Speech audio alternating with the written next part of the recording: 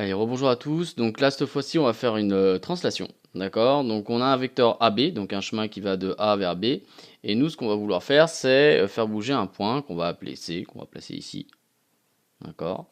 Et on va vouloir faire la translation, d'accord, de vecteur AB. Donc on va vouloir déplacer C suivant ce vecteur.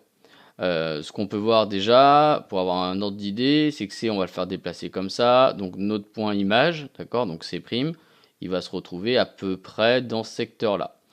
Alors, il existe plein de méthodes pour faire les translations, mais il y en a une qui, à mon avis, surpasse toutes les autres. D'accord? C'est celle avec le compas. Et en plus, c'est la plus simple et de loin la plus rapide et voire même la plus précise. Donc, elle a vraiment tous les avantages.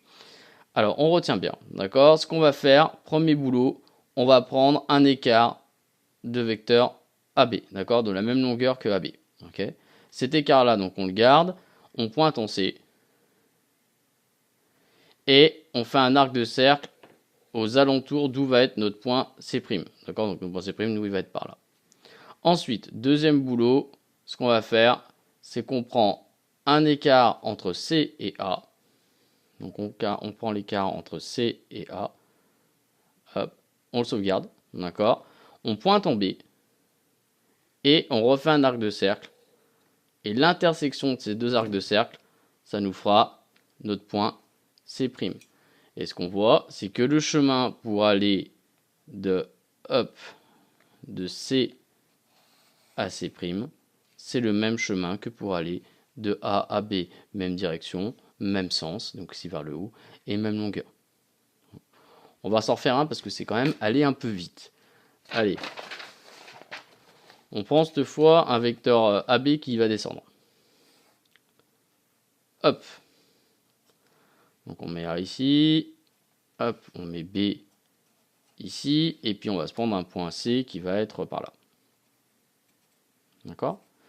Ce qu'on se dit, c'est que si on fait une translation, donc si on translate C de vecteur AB, il va se retrouver à peu près dans cette zone-là, parce que je vais le faire descendre. On voit que le chemin de A à B, il descend, il va un peu vers la droite.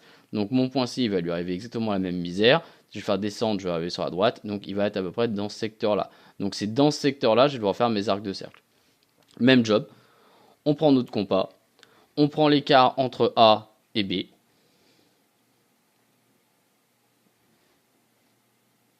C'est fait. D'accord? On le garde bien. Ok. On pointe en C. On se fait un arc de cercle. Là où va être à peu près notre point C'. On est un peu large, parce qu'on prend un peu nos aises.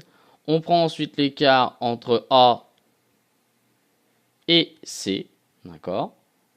On le garde. On va en B. Et on fait un autre arc de cercle. Et à ce moment-là, je vais avoir mon point C'.